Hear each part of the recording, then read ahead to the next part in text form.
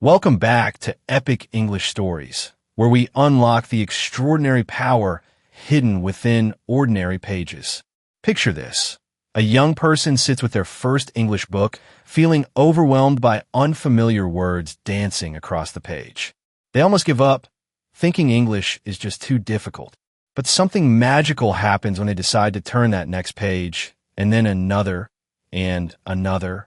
What if I revealed that reading isn't just about consuming words on paper? What if every story you read is actually rewiring your brain, building neural pathways that transform you into a confident English speaker?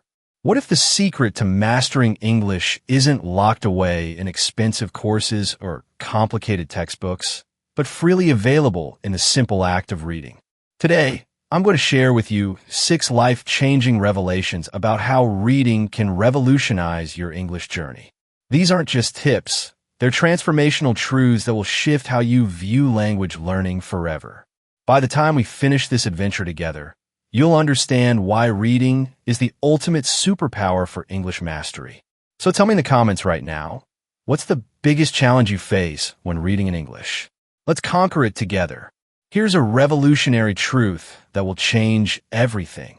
Your brain is a pattern recognition supercomputer, and reading is its favorite fuel. When I first discovered this power, I was struggling with basic English conversations. I knew individual words, but I couldn't string them together naturally. Traditional vocabulary lists felt like trying to memorize a phone book, boring, overwhelming, and utterly forgettable. Then something extraordinary happened. I picked up a simple story about a girl who lost her way in a forest. As I read, I encountered the word anxious 3 different times in 3 different contexts. First, she felt anxious about being lost. Then, her parents grew anxious when she didn't return home. Finally, even the forest animals seemed anxious in the growing darkness. Suddenly, anxious wasn't just a dictionary definition. It became a living, breathing part of my emotional vocabulary. I understood not just what it meant, but how it felt, when to use it, and how it connected to human experience. That's when I realized reading doesn't just teach you words. It teaches you how words live and breathe in real communication. Think about it this way. When you read, you're not just collecting words like stamps in an album. You're witnessing language in action. You see how words behave in their natural habitat, sentences that express real thoughts, emotions, and experiences. Your brain automatically absorbs not just the meaning, but the rhythm, the context, and the emotional weight of each word. The magic multiplies with repetition. Every time you encounter that same word in a new context, your understanding deepens. It's like meeting a friend in different situations, at work, at home, at a party. Each encounter reveals new facets of their personality. Words work exactly the same way. But here's where most people go wrong. They choose reading material that's too difficult, turning this joyful discovery process into a frustrating word-hunting expedition. The secret is finding that sweet spot, material that challenges you with just enough new vocabulary to grow, while keeping you engaged with the story or content. I remember reading a mystery novel written for intermediate learners. Every chapter introduced maybe 5 or 6 new words, but they appeared naturally within an exciting plot about a detective solving a case. I was so caught up in discovering who the criminal was that I barely noticed I was learning. By the end of the book, those words had become permanent residents in my active vocabulary. This natural acquisition process is infinitely more powerful than memorization because it engages multiple parts of your brain simultaneously. You're not just storing definitions. You're creating rich, multi-layered memories that include context, emotion, imagery, and personal connection. Start with materials slightly below your comfort level. Yes, you heard right, slightly below. This builds confidence and reading speed while still introducing new vocabulary. As your brain gets comfortable with the rhythm of English text, gradually increase the difficulty. Trust the process. Your vocabulary will grow organically, naturally, and permanently. The most beautiful part? This vocabulary growth is just the beginning. As your word knowledge expands through reading, something even more profound begins to happen. Prepare to have your mind blown. Grammar isn't a collection of rules to memorize. It's a living system of patterns that your brain can naturally decode through reading. I used to torture myself with grammar books, trying to memorize the difference between present perfect and simple past, when to use the versus, and why English speakers say interested in but excited about. It felt like trying to learn music by memorizing the technical specifications of every instrument instead of just listening to beautiful songs. Then I made a discovery that revolutionized everything. I started reading detective stories, and something incredible happened. Without consciously studying grammar, I began to intuitively understand how English sentences flow together. I started recognizing patterns that no grammar book had ever successfully explained to me. For example, I noticed that when characters talked about their past experiences, they used phrases like, "I had never seen anything like it before." I saw this pattern repeatedly in different contexts, and gradually my brain understood the emotional weight and timing that the past perfect tense carries. I wasn't learning a rule. I was absorbing a communication pattern. This is how children learn their native language, and it's exactly how your brain is designed to acquire grammar in a second language. When you read extensively, you're exposing your mind to thousands of correct sentence structures. Your subconscious mind begins to recognize the underlying patterns of English construction. Think of it like learning to dance. You could study diagrams showing exactly where to place each foot, or you could watch skilled dancers and let your body naturally absorb the rhythm and flow. Reading is like watching the language dance. Your mind learns to move with its natural patterns. The key is what linguists call comprehensible input, reading material that you can generally understand, even if you don't catch every grammatical detail. Your brain doesn't need to consciously analyze every sentence structure. It just needs enough exposure to authentic language use. I remember reading a romance novel where the characters constantly use conditional statements like, "If I were braver, I would tell her how I feel, and if only I had more time, I could solve this problem." After encountering hundreds of these patterns in emotional, meaningful contexts, I began using conditional structures naturally in my own speaking without ever memorizing the rules. This natural grammar acquisition has a profound advantage over rule-based learning. It's contextual and emotional. When you learn grammar through reading, you're not just learning structure. You're learning how that structure carries meaning, emotion, and cultural nuance. Moreover, reading exposes you to the natural variations and exceptions that make English so beautifully complex. You learn not just the standard patterns, but how native speakers actually bend and play with those patterns to create meaning, emphasis, and style. The most liberating realization is this: you don't need to consciously understand every grammatical structure you encounter while reading. Your brain is constantly processing and internalizing patterns below the level of conscious awareness. Trust this process. The more you read, the more naturally correct your English becomes. Start noticing patterns rather than memorizing rules. When you see a sentence structure that feels particularly elegant or powerful, pause and appreciate how it works. But don't stress if you can't explain the grammar. Your brain is learning it anyway. Here's a truth that will transform how you think about pronunciation. Your mouth learns to speak by watching your eyes read. When I first started learning English, I thought pronunciation was all about mouth mechanics, tongue position, lip shape, breathing techniques. I spent hours practicing individual sounds in front of a mirror, feeling frustrated and self-conscious. Then I discovered something that changed everything: reading aloud. The magic happens when you connect visual word recognition with vocal production. As you read aloud, your brain creates powerful neural pathways between what you see and how you speak. It's like your eyes are teaching your mouth how to dance with English sounds. But the transformation goes deeper than just pronunciation. Reading aloud develops what I call your English voice, that natural rhythm, intonation, and flow that makes you sound like you truly belong in the language. Think about how babies learn to speak. They don't start with isolated sound drills. They listen to complete sentences full of natural rhythm and melody, and gradually their little voices begin to mirror what they hear. Reading aloud recreates this natural learning process for adult language learners.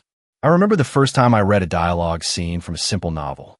The characters were having an argument, and as I read their words aloud, something magical happened. My voice naturally began to carry the emotion, the stress patterns, the rising and falling intonation of authentic English conversation. I wasn't just pronouncing words, I was embodying the language. This is where reading becomes a full-body learning experience. Your diaphragm learns English breathing patterns. Your vocal cords discover English pitch variations. Your mouth muscles develop memory for English sound combinations. You're literally sculpting your speaking apparatus to be an instrument of English expression. The beauty of this process is that it's completely private and pressure-free. You can experiment with different voices, try various emotional tones, and make all the mistakes you need without any judgment. It's like having a personal pronunciation laboratory where you're both the scientist and the experiment. Start with materials that have plenty of dialogue, stories, plays, or even comic books. These give you authentic conversational patterns to practice. As you read conversations aloud, imagine you're actually having those discussions. Let your voice carry the personality and emotion of each character. Pay attention to punctuation as your guide for natural speech patterns. Commas suggest slight pauses for breath. Question marks indicate rising intonation. Exclamation points call for increased energy and emotion. These written cues are actually roadmaps for natural speaking rhythm. Record yourself reading passages, then listen back without judgment. You're not looking for perfection, you're tracking progress. Notice how your English voice develops its own character over time. Celebrate the unique way your personality expresses itself through English sounds. Advanced tip: read different types of material to develop versatility in your English voice. Poetry teaches you about rhythm and beauty. News articles develop your formal presentation skills. Humorous stories help you find lightness and playfulness in the language. The most profound realization is this: every time you read aloud, you're not just practicing pronunciation, you're developing confidence. You're proving to yourself that you can inhabit English, that you can make it yours, that your voice deserves to be heard in this language. Language and culture are inseparable dance partners, and reading is your invitation to join their eternal performance. When I first began reading English literature, I thought I was simply improving my language skills. I had no idea I was actually stepping into different worlds, different ways of thinking, different approaches to life itself. Every story became a cultural bridge, connecting my heart to experiences I had never lived but could now understand. I remember reading a short story about an American family's Thanksgiving dinner. Before that story, Thanksgiving was just a word on my vocabulary list. But through reading, I experienced the warmth of family gathering, the tradition of expressing gratitude, the complicated dynamics of different generations sharing memories around a dinner table. Suddenly, Thanksgiving wasn't just a word. It was an emotion, a cultural value, a window into American family life. This cultural immersion through reading is profoundly different from academic cultural studies. When you read stories, you don't just learn about cultural practices, you feel them. You experience the anxiety of a British student taking their A-level exams, the excitement of an Australian teenager at their first cricket match, the homesickness of a Canadian student studying abroad. These emotional connections transform how you use the language. You begin to understand not just what words mean, but what they feel like to native speakers. You develop cultural intuition, that subtle sense of what's appropriate, what's funny, what's moving, what's meaningful within English-speaking contexts. Reading diverse voices also challenges and expands your own worldview. I've read stories by authors from Nigeria, India, Jamaica, Scotland, and dozens of other English-speaking regions. Each voice taught me that English isn't one monolithic language. It's a magnificent tapestry of regional flavors, cultural perspectives, and unique expressions. This diversity is actually a superpower for language learners. When you expose yourself to various English cultures through reading, you develop flexibility and adaptability. You learn that there are many correct ways to express yourself in English, and you find a version that resonates most authentically with your own personality and values. Start with stories that explore universal human experiences: love, friendship, overcoming challenges, pursuing dreams. These themes transcend cultural boundaries while teaching you how different cultures approach similar life situations. You'll discover that while the expressions may vary, the underlying human emotions are wonderfully familiar. Young adult literature is particularly powerful for cultural learning because it deals with coming-of-age experiences that resonate across cultures. Whether you're reading about an American teenager navigating high school or a British teen dealing with family expectations, you'll find connections to your own life experiences while learning how English speakers express these universal challenges. Don't limit yourself to fiction. Reading newspapers, magazines, and online articles from different English-speaking countries exposes you to contemporary cultural attitudes, current social issues, and evolving language use. This keeps your cultural understanding current and relevant. The most beautiful aspect of cultural learning through reading is how it develops empathy and global citizenship. You begin to see the world through multiple lenses, understanding that diversity of perspective is not just valuable. It's essential for meaningful human connection. Reading in a second language is mental strength training, and the resilience you build extends far beyond language learning. When I first attempted to read English books, I felt like I was climbing Mount Everest in flip-flops. Every page felt like a struggle.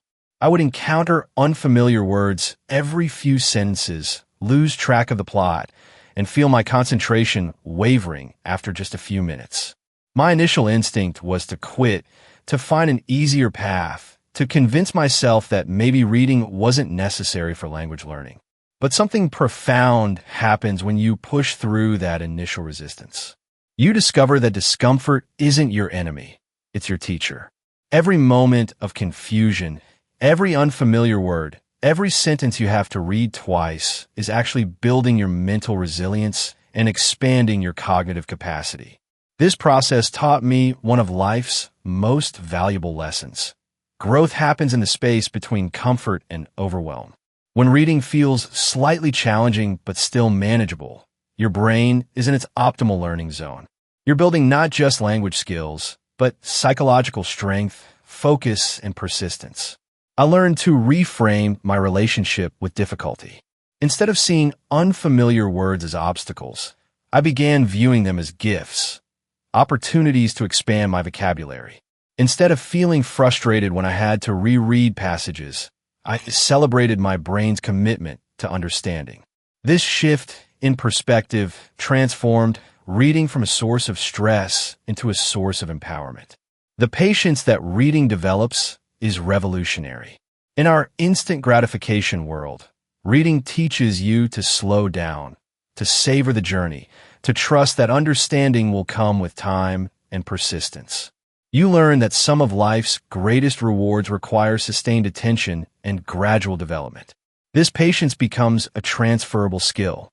Students who develop reading patience often find they become more persistent in other challenging areas: mathematics, science, relationships, career development.